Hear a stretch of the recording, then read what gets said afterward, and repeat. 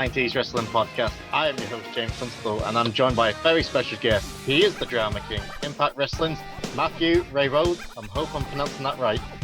Very good. Yeah, I was actually pretty good. Usually it does take, I correct at least once, but you got it. Oh, thank you very much. Nice now I'm doing my homework for a change, and I'm not just going into an interview blind like I normally am. How's your day been? Not too bad. Actually getting ready to take off for another wrestling show I have tomorrow night.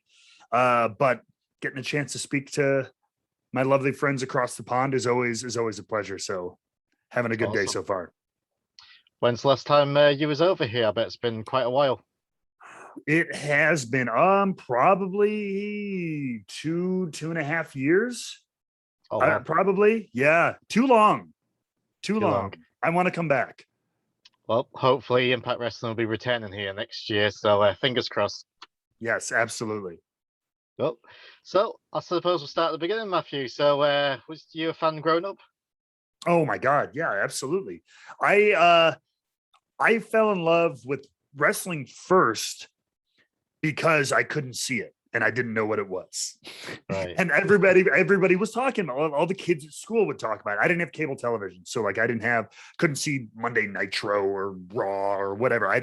Everybody was talking about this stuff. And I was like, man, this sounds so cool, but I'm out of the loop. And so finally I saw it, and whether it was, almost like a placebo effect kind of thing where it's like I built it up so in my head that I had to like it.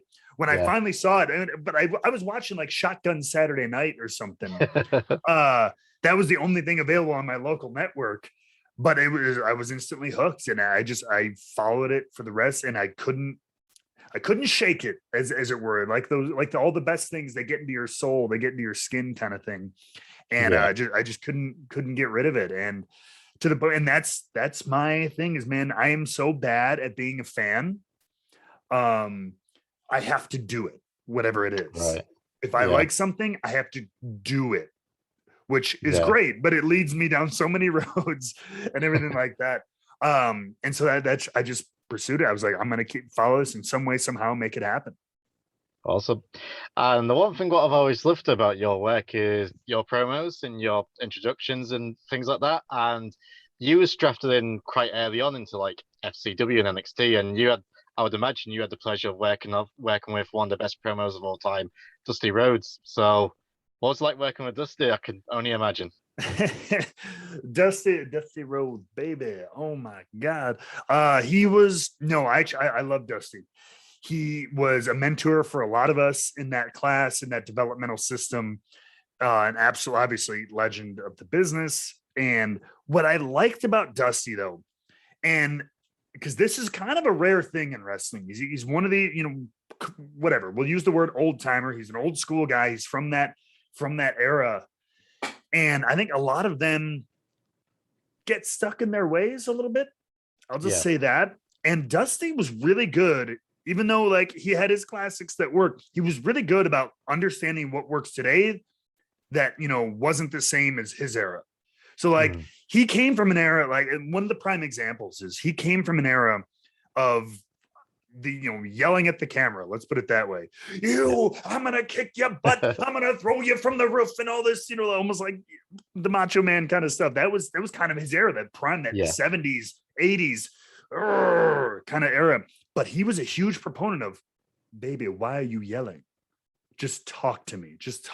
Like his whole thing, he wanted us to be like good actors. He didn't want us to just be like fiery, wild promos. There's a place for that, but he was just talk to the camera. Be you. That was always his first thing with anybody new. It's just be you. Just tell me a story. Talk about you. And get yourself comfortable telling that story. And then we can find the character nuances and where to expand and where to raise the volume and where to do that. But he was really, really good about that. And I'll never forget that, all that time I got to spend with him. Yeah, when I've done interviews with some of your former colleagues or current colleagues even who's shared that NXT or FCW time with Dusty, every one of them's got nothing but praise for Dusty and how much of a big influence he was on everyone's careers. Sadly missed, but never forgotten. But one of the most memorable things he done was the Vaudevillains, and I have to ask. It's been I put out that I was speaking to you today, and a lot of people asked, "How did you come up with the entrance?" Because everyone loved the entrance and the aesthetics of your style. Um, that was a collaborative effort. So I remember the team was kind of pitched to us. We came up with the name. Immediately we had an idea of like the aesthetic. Obviously, Simon had, he'd been doing them, he had the mustache, he'd been doing the kind of strongman thing. I've been Yeah, doing the theater thing. So we're like, all right, we'll just kind of make this old-timey show, not show tunes. I was gonna say show tunes, but like old-timey showbiz, right? And so like black and white was immediately in everybody's head. So I got to give a lot of credit to Ryan Katz, who worked with us a lot at the Performance Center. yeah, Uh, he did a lot of behind the scenes work, helping people develop characters, develop entrances, kind of find themselves, especially in between times when Dusty wasn't available. He was kind of his second in command. So he was big in that. He was actually the guy. He was the one who came out with the big megaphone at the beginning of our yeah. entrance. That's Ryan. And so yeah, it was kind of a collaborative between Simon and me, Ryan, a little bit of Dusty, and then I got to give a little bit of credit to Chris Chambers, producer at WWE, who helped us kind of put it all together. We like the spotlight kind of thing. And yeah, it was just a big group effort. And I think it came off. It was really nice because we didn't mean to, but we ended up kind of crafting an entrance that gave us, in a way, 4 pops. Yeah. You had initially, so you see the curtain come up and they know, so there's maybe a little rumble, like, oh, they're coming. Then you had Spotlight 1, yay, Spotlight 2, yay. And then we came together and like shook hands and it's yay. So like we kind of inadvertently put ourselves over so much by giving us like four pops. So it was pretty good.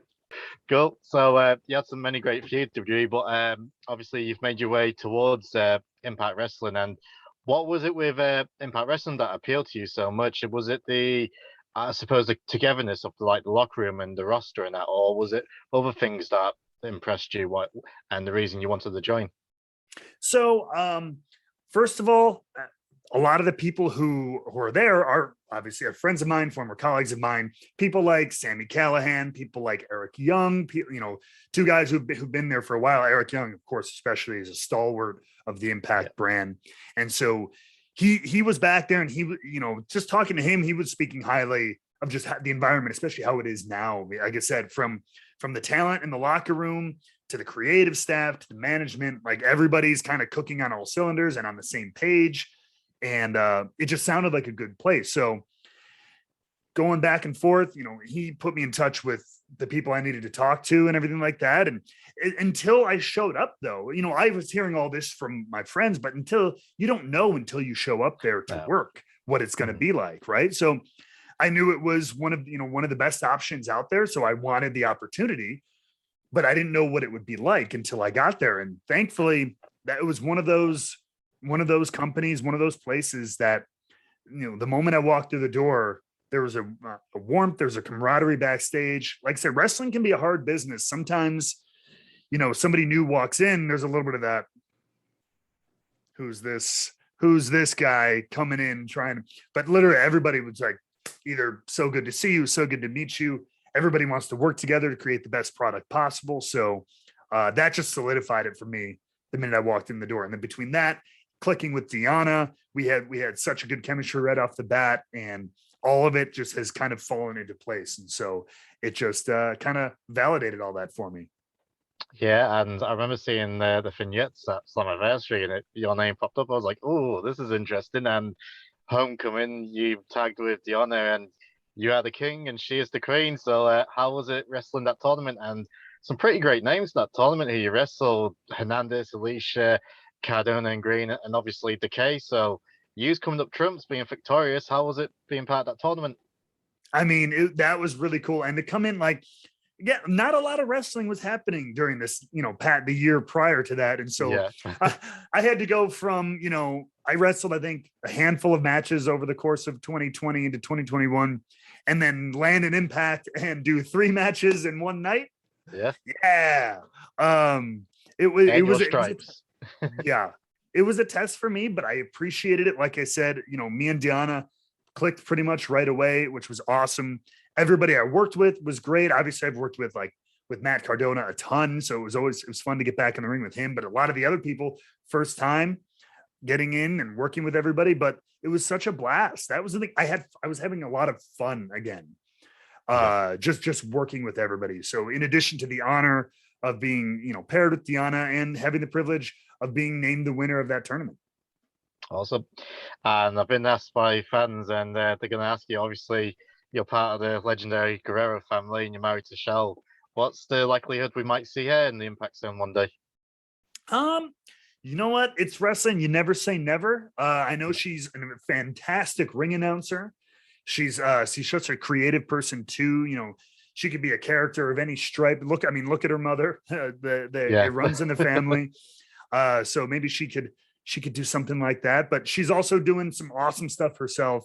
She does fire dancing, burlesque. She's got a group called the Vaudevillains, who are kicking butt. They're going to be on doing some wrestling related events too. So, but like I said, possibility is always there. I would love to have her part of that environment. Awesome. And it's been announced that you're heading to New Japan for some matches. So how does it feel going to heading to Japan? I can imagine you're quite excited for it. So, I mean, it's been for New Japan Strong, which is here in the USA, which they're looking to expand that footprint, which I think is very, very cool. So hopefully, especially as we come on the other side of all this craziness in the world, we could potentially have two big but the New Japan Pro Wrestling in Japan and then New Japan Strong in America here, both of which are running, full-fledged shows and then being able to trade back and forth. I think that's very cool. Obviously, one of those companies that's just storied and has a reputation around it that I always, especially growing up as a wrestling fan, I'd heard about it, but in the early days of the internet, it wasn't readily available to watch, whether it was Japanese or Mexican wrestling or anything from around the world. But now to be able to see it all and to get the absolute honor to both compete in the New Japan Strong ring, which I've done a few times now, and get to broadcast an event. Like I got to broadcast Resurgence, their first big live event in America, in front of an audience. So to get to call like a Tanahashi match, an Ishii match, when Yuji Nagata showed, I had no idea that was going to be the partner too. Things like that was like, as a professional and a fan, just was like pinch me kind of moments. So hopefully I get to do some more work with them as well. Awesome. So we're down to the last segment, best and worst. So this can probably get you in someone's good books, but it can probably draw a little bit of heat. So pick got your plenty of that carefully. Awesome. So we'll start off quite easy. Who's the best dressed? Best dressed where? We'll say you got to be more specific than that. Okay, yeah, we're talking about it wrestling. We talk about it in life. We're talking about it in my family. Best dressed in Impact. Ooh. You know what? Trey Miguel has got some pretty slick style. I say he's got some of them. Chris Bay too. They're those shoe guys. I'm not a shoe guy. They come in with a slick shoe game. They got the nice designer jeans. Those two guys got some nice style. Cool. Worst dressed? Me, I guess. No. Oh God. No, nobody's really too poorly dressed.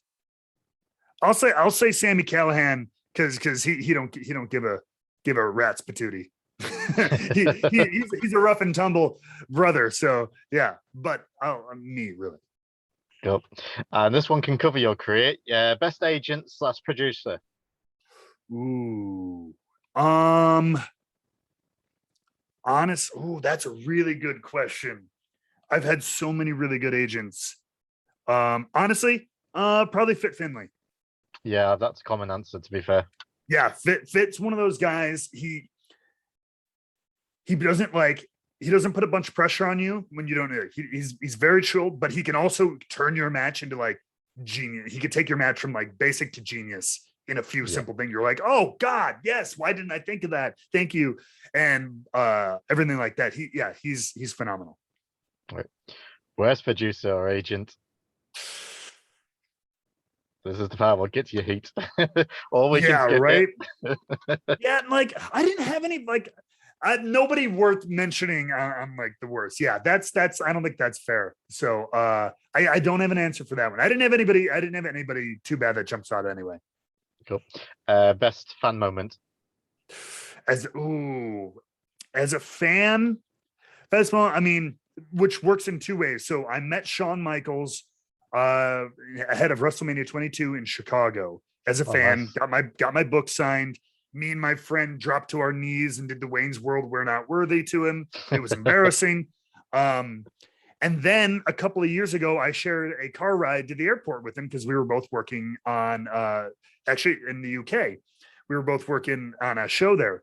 And so I got to just sit and chat with him about life and wrestling as a peer and colleague for about an hour and a half.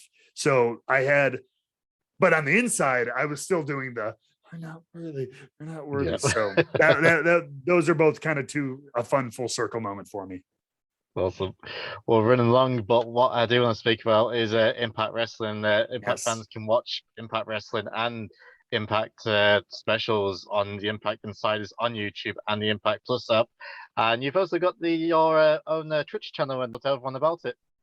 Yeah, no, absolutely. So, I mean, come hang out with me. I talk about this. I talk about Impact Plus. I talk about the Impact YouTube channel, which I have my own membership. Like that Impact didn't give me one because I got one too because it was such a darn good deal. I feel like a good old commercial, but it's true. I mean, a buck a month will get you all the shows weekly, and then for $5 a month you get all the access to the pay-per-views and all the archive footage and stuff too. So I think it's awesome. And but yeah, twitch.tv Drama King Matt, working on doing some esports stuff there, as well as, we talk about wrestling, we talk about life, so on and so forth. And Wrestling with Whiskey is my YouTube show and channel, as well as the Straight Shooting podcast, where I share some of that whiskey with my wrestling friends. So check out Impact on YouTube, check out Drama King Matt on Twitch, check out Wrestling with Whiskey as well. Awesome. Well, Matt, it's an absolute pleasure to speak to you, and hopefully we can do this again soon. Yes, please. Thank you.